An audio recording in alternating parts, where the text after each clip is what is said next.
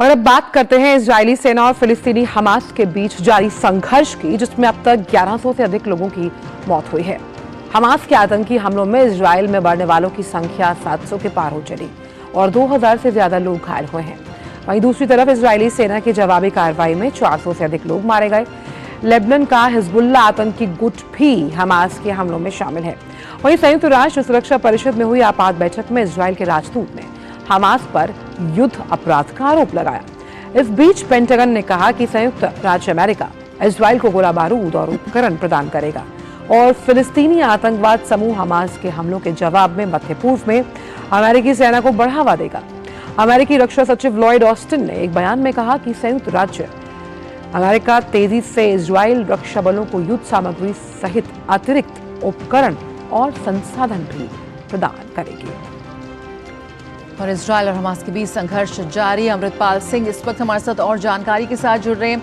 अमृतपाल, सबसे पहले इस वक्त क्या कुछ स्थिति है? अगर जमीनी स्तर की बात करें, लगातार जो संघर्ष जारी है दोनों तरफ से इस वक्त, खासतौर पर जो सिविलियंस हैं वो इसकी चपेट में आते नजर आ रहे हैं। अगर हम जमीनी स्तर पर बात करें तो इस वक्त क्या कुछ स्थिति है? देखिए जया, जमीनी स्तर पर यह है कि हम जैसे बात कर रहे हैं, अभी भी वहाँ गन बैटल्स चल रही हैं। रात को करीब 22 लोकेशंस में इजरायल और गाजा में गन फाइट चलती रही।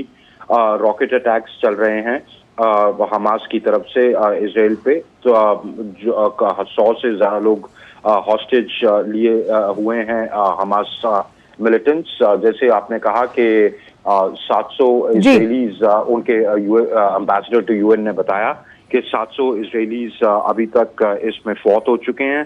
करीब 3000 के लोग आसपास हलाक हुए हैं। 300 से 400 पैलेस्टीनियंस भी फौत हो चुके हैं। तो जो फिगर्स हैं वो करीब अभी 1100 के आसपास हैं, पर फिगर्स हायर भी हो सकती हैं, इससे बढ़ भी सकती हैं। और Netanyahu, prime minister Benjamin Netanyahu ने कहा है कि the Israelis need to prepare themselves for a long and difficult war.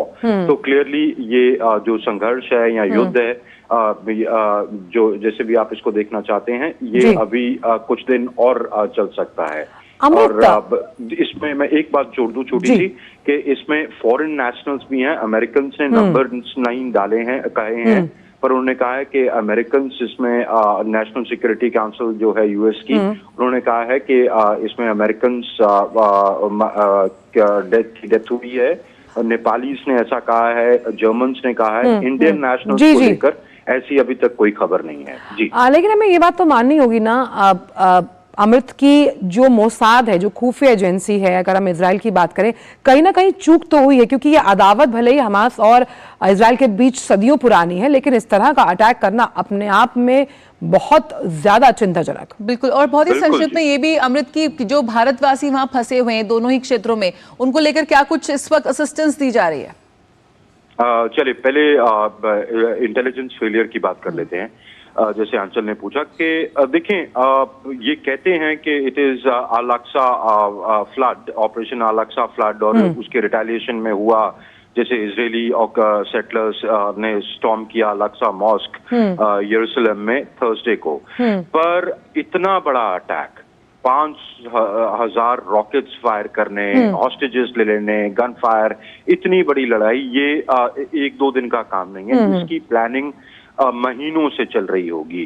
तो अगर इसकी प्लानिंग महीनों से या हफ्तों से चल रही थी, तो फिर इजरायली इंटेलिजेंस, जो कि दुनिया भर में जानी जाती है, वो क्या कर रही थी, उसको कैसे जानकारी नहीं हुई? और वेग किस्म की इंटेलिजेंस थी, पर स्पेसिफिक इंटेलिजेंस नहीं थी। तो ये सवाल बिल्कुल उठाए जा रहे हैं कि इजरायली इंटेलिजेंस के पास या इजरायली डिफेंस फोर्सेस की इंटेलिजेंस के पास, उनकी तमाम इंटेलिजेंस एजेंसीज हैं, उन्होंने इनफैक्ट कई जो ग्रुप्स हैं उनको इन्फिल्ट्रेट तक कर रखा है। तो वो क्या कर रही थी और क्या इस बार बड़ी चूक हुई है? तो ये सवाल बिल्कुल उठाए जा रहे हैं, पर ये सवाल, अभी तो युद्ध जारी है, तो अभी रिटेलिएशन हो रही है। जब एक बार मामला ठंडा हो गया तो फिर ये सवाल बड़े तौर पर उठाए जाएंगे, एक बड़ा रिव्यू होगा।